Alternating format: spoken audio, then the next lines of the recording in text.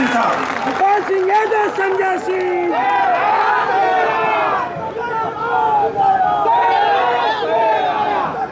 मंच पर आसीन समाजवादी पार्टी के राष्ट्रीय महासचिव, पूर्व कैबिनेट मंत्री आदरणीय शिवपाल यादव जी, मंच पर आसीन इस लोकसभा क्षेत्र से आपके लोकप्रिय प्रत्याशी और मेरे भाई राजीव राय जी, जिनको आपके समर्थन से आप यहां जिताने जा रहे हैं, ये आपको देखकर, आपके उत्साह को देखकर लग रहा है। युवजन सभा के प्रदेश के अध्यक्ष भाई अरविंद गिरी जी, समाजवादी पार्टी के तमाम यहां पर मौजूद नेतागण, हमारे साथ सुल्तानपुर से चल के आए, वहां लोकसभा का चुनाव लड़ चुके शकील भाई, समाजवादी पार्टी के पूर्व सचिव शशि सिंह जी, आम आदमी पार्टी के पूर्वांचल के अध्यक्ष राजेश यादव जी और हमारे प्रभारी डॉक्टर अनुराग मिश्रा जी, आम आदमी पार्टी के सभी कार्यकर्ता साथियों, कांग्रेस पार्टी के कार्यकर्ता साथियों और हमारे जितने भी लोग यहाँ मौजूद हैं, आप सबका हृदय की गहराइयों से स्वागत करता हूं, अभिनंदन करता हूं। इस क्रांति में आप लोग शामिल हुए। संचालक महोदय ने मुझे 2 बार मेहमान कहा,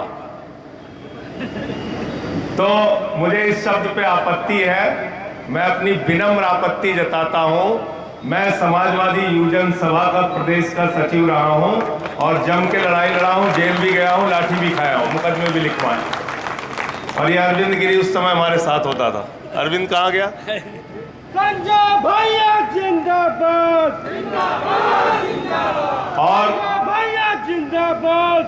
नेताजी अब इस दुनिया में नहीं है, लेकिन जब आंदोलन होता था तो वो हिसाब लेते थे, युवजन सभा वाले कितने लाठी खाए, लोहिया वाले कितने खाए, मुलायम सिंह यूथ ब्रिगेड वाले कितने खाए, समाजवादी पार्टी के जिला अध्यक्ष ने क्या किया, विधानसभा के अध्यक्ष ने क्या किया, कहां रास्ता रोका गया, कहां आंदोलन किया गया।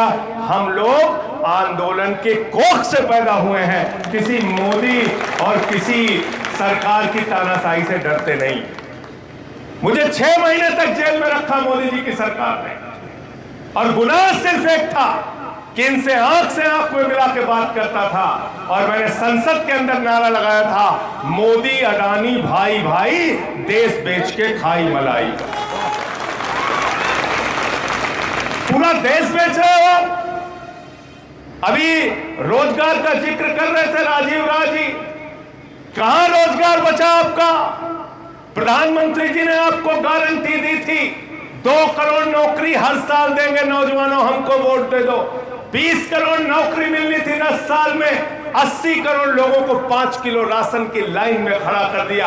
कोयला अपने दोस्त को दिया, गैस अपने दोस्त को दिया, बिजली अपने दोस्त को दिया, पानी अपने दोस्त को दिया, सड़क अपने दोस्त को दिया, आकाश अपने दोस्त को दिया, एयरपोर्ट अपने दोस्त को दिया, पोर्ट अपने दोस्त को दिया, 2.5 लाख करोड़ का कर्जा अडानी को दिया।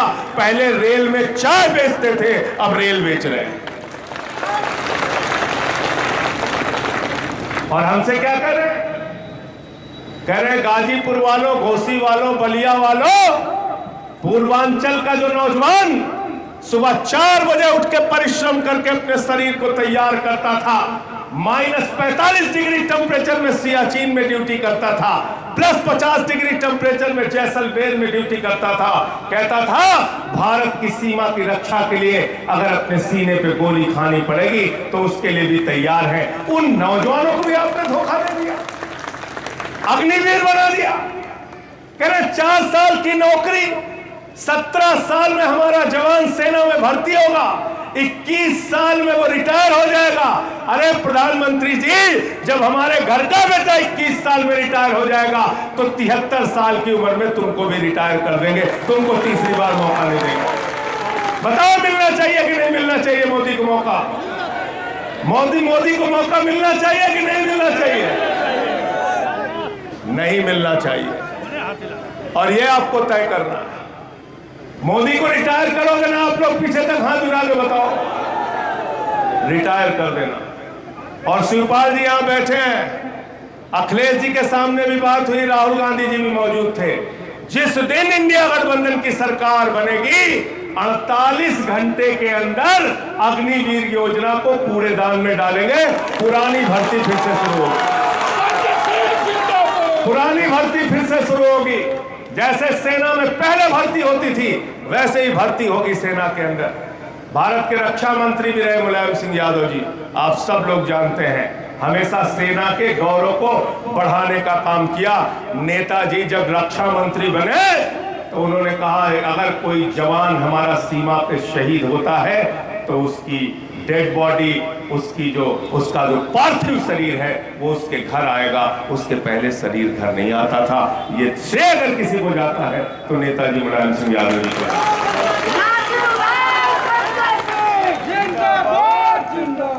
मैं हाथ जोड़कर आपसे प्रार्थना करने के लिए आया हूं। मुझे कल से पंजाब में रहना है, इसके पहले महाराष्ट्र गया और दूसरे राज्यों में गया, दिल्ली में लगा रहा। राजीव भाई से हमारा भाइयों जैसा संबंध है, राजनीति का संबंध पीछे है। और मैं इसलिए कल से इनको खुद से फोन किया, मैंने कहा मैं आपकी सभा में आना चाहता हूं। हाथ जोड़कर विनती और प्रार्थना करने इसलिए आया हूं कि साथियों और दोस्तों, ये इस देश का अंतिम चुनाव है। अगर गलती से नरेंद्र मोदी चुनाव जीत गए तो इसके बाद इस देश के अंदर चुनाव नहीं होगा। याद रखना, पुतिन और किम जोंग का मॉडल इस देश के अंदर लागू होगा। ये चुनाव बाबा साहब डॉक्टर भीमराव अंबेडकर जी के संविधान को बचाने का चुनाव है।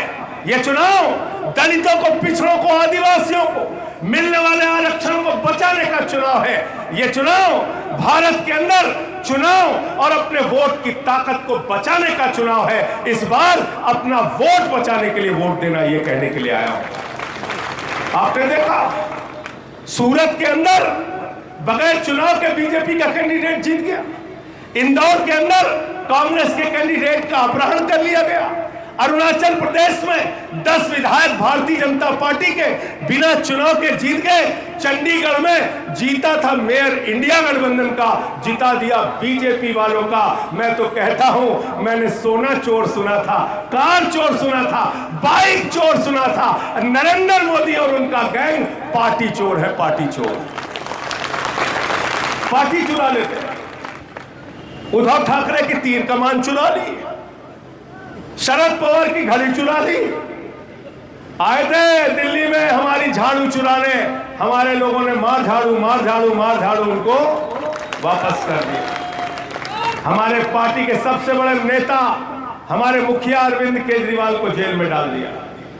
23 दिन तक उनको इंसुलिन नहीं दी। क्या गुनाह अरविंद केजरीवाल का? यह कि दिल्ली के लोगों के लिए शिक्षा का इंतजाम करते, यह कि बिजली और पानी फ्री देते, यह कि बुजुर्गों को तीर्थ यात्रा कराते, यह कि माताओं बहनों के लिए बस की फ्री यात्रा करते। ये अरविंद केजरीवाल का गुनाह है। उनको आपने पकड़ के जेल में डाल दिया। अखिलेश यादव को आप सीबीआई का नोटिस डालते हैं। मनीष सिसोदिया को जेल में डाल दिया, सत्येंद्र जैन को जेल में डाल दिया, संजय सिंह को पकड़ के 6 महीने जेल में डाल दिया, तेजस्वी यादव को नोटिस, लालू यादव को नोटिस, वेस्ट बंगाल के सारे मंत्रियों को नोटिस, ममता बनर्जी के भतीजे को नोटिस, संजय रावत को जेल, सबको पकड़ के जेल में डाल रहे हो। राजीव राय के घर पे इनकम टैक्स का छापा मारा, ईडी का छापा मारा। इनसे सवाल पूछते थे कि अपनी पत्नी को 2000 रुपए क्यों दिए? अरे जिसके पत्नी होगी वही 2000 रुपए अपनी पत्नी को देगा। भाई मोदी जी, आपको पत्नी का सम्मान नहीं पता, माफ कीजिएगा मुझे, आपको नहीं पता पत्नी का सम्मान, आपको नहीं पता पति और पत्नी के रिश्तों के बारे में।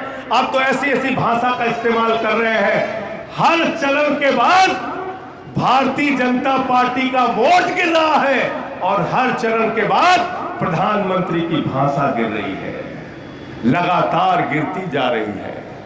क्या बोला बिहार में? हमारे बिहार की महिलाओं का अपमान किया प्रधानमंत्री जी ने। कल उन्होंने एक भाषण दिया, कहते हैं लालटेन लेकर मुजरा करने वाली जमात। यह भारत का प्रधानमंत्री बोल रहा है साथियों और दोस्तों, लालटेन लेकर मुजरा करने वाली जमात।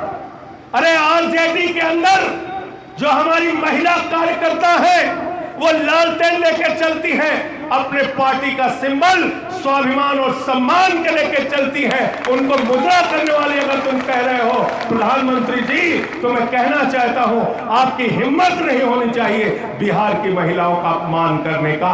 और बिहार की महिलाएं, बिहार के नौजवान, बिहार के बुजुर्ग, पूरे बिहारी, पूरे पूर्वांचल के लोग इस अपमान का बदला लेंगे। प्रधानमंत्री जी, आपकी भाषा तो ऐसी है, मैं तो कहना चाहता हूं, कभी आप 50 करोड़ की गर्लफ्रेंड बोलते हो, कभी आप कांग्रेस की विधवा बोलते हो, कभी आप जर्सी गाय बोलते हो, कभी केजरीवाल को बदनसीब और नक्सलवादी बोलते हो, कभी उद्धव ठाकरे को नकली संतान बोलते हो, कभी शरद पवार को भटकती आत्मा बोलते हो। प्रधानमंत्री जी, मैं तो आपको कहना चाहता हूं, ये जो भाषा है, ये भाषा एक सड़क छाप बत्ती की भाषा है, प्रधानमंत्री की भाषा नहीं है, प्रधानमंत्री की भाषा नहीं है। और आज इसलिए ये लोग बौखलाए हुए हैं कि हमने इनकी असलियत खोल दी। आरएसएस और बीजेपी हमेशा से बाबा साहब के संविधान के खिलाफ रहे हैं। आरएसएस और बीजेपी हमेशा से आरक्षण व्यवस्था के खिलाफ रहे हैं। इसलिए साथियों और दोस्तों, इस बार अपने आप को बचाने के लिए और चुनाव को बचाने के लिए वोट देना।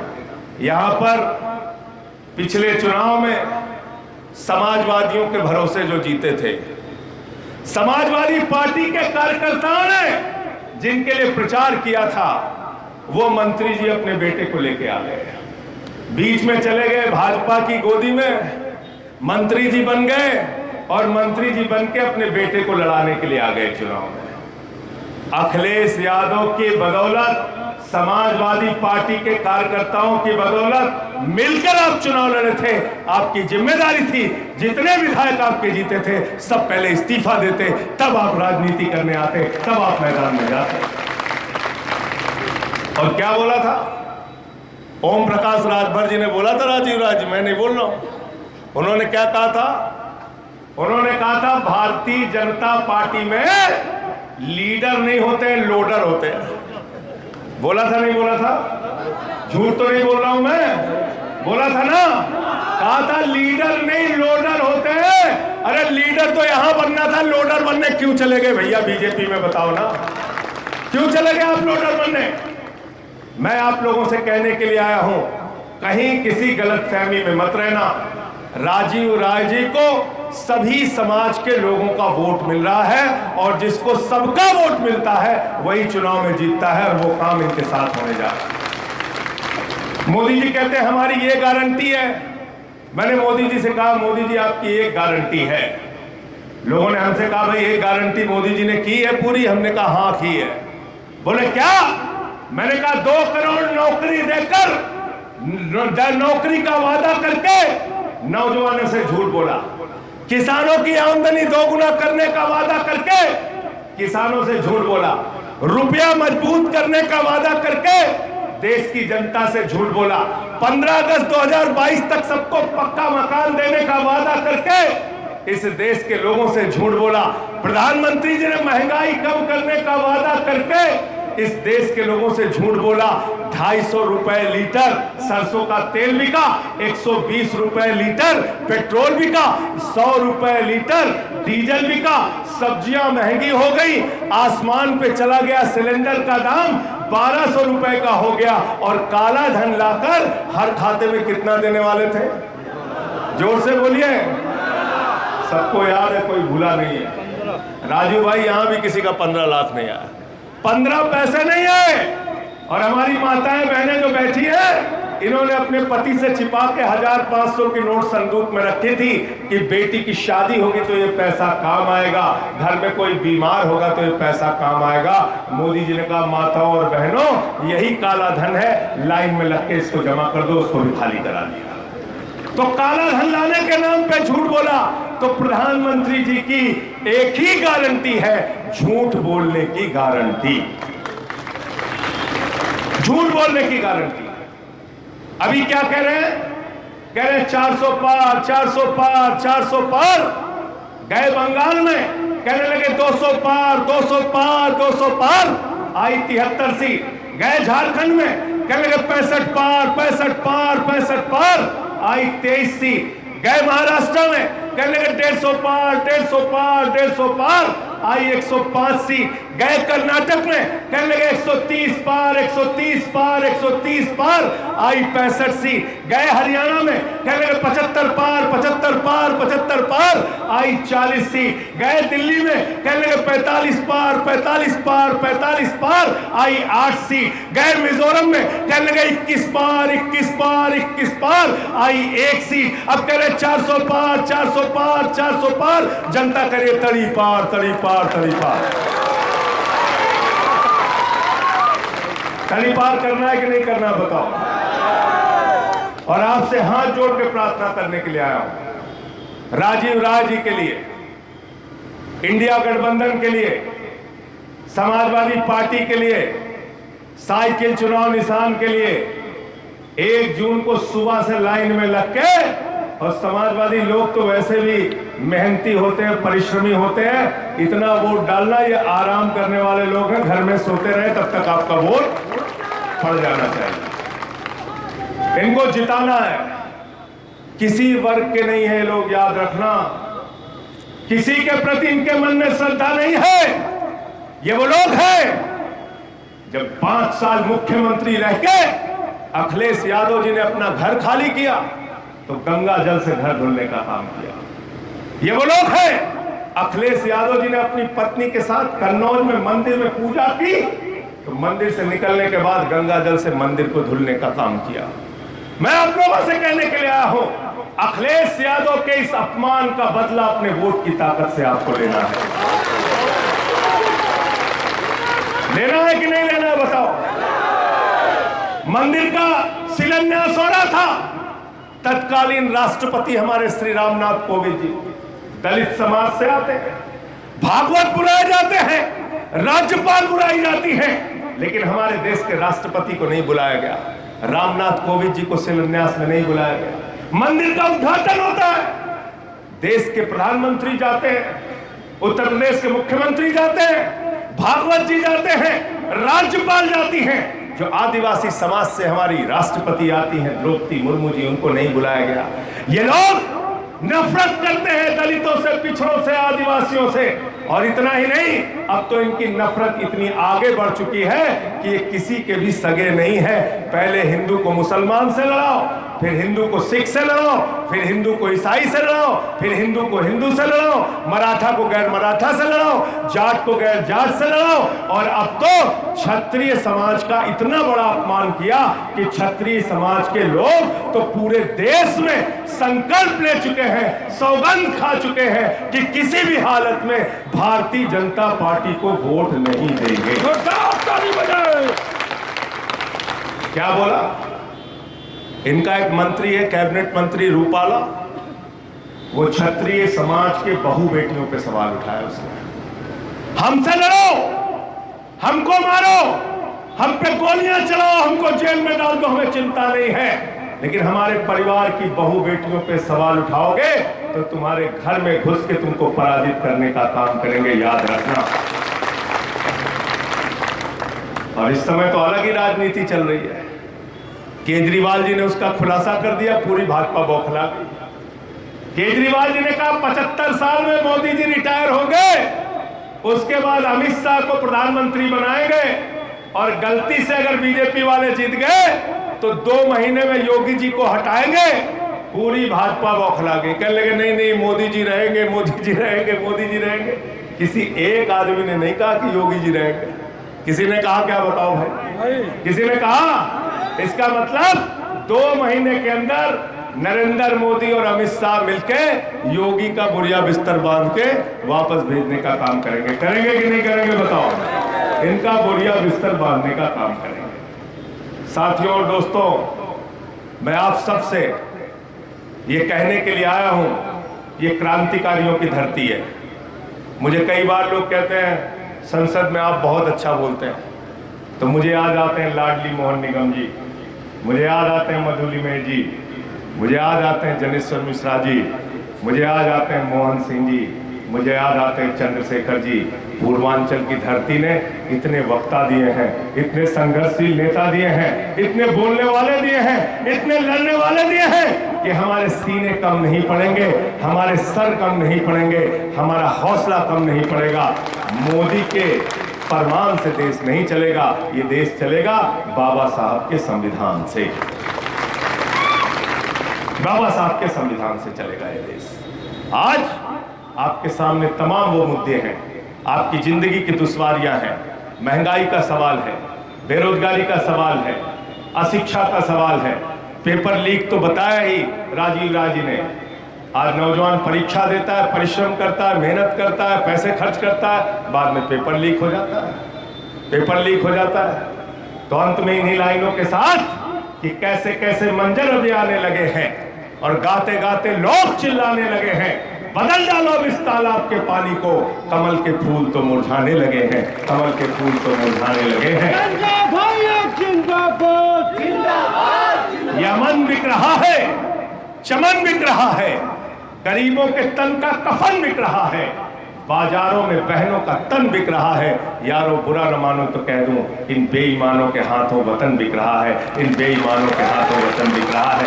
सारे भ्रष्टाचारी आज नरेंद्र मोदी के साथ हैं, वो चाहे अजीत पवार हो, वो चाहे छगन भुजबल हो, वो चाहे हसन मुशर्रफ हो, वो चाहे प्रफुल्ल पटेल हो, वो चाहे अशोक चौहान हो, वो चाहे जनार्दन रेड्डी हो, वो चाहे येदियुरप्पा हो, वो चाहे मुकुल राय हो, वो चाहे शुभेंदु अधिकारी हो, देश के सारे भ्रष्टाचारी आज नरेंद्र मोदी के साथ हैं। ये सब कुछ अगर आपको याद रहेगा, महंगाई और बेरोजगारी अगर आपको याद रहेगी, तो ये साइकिल निशान भी आपको याद रहेगा, राजीव राय भी आपको याद रहेंगे, इंडिया गठबंधन भी याद रहेगा।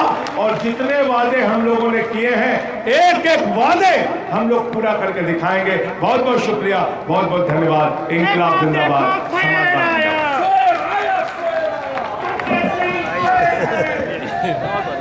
समाजवाद बहुत धन्यवाद। बैठिए। अब मैं अपने महबूब ने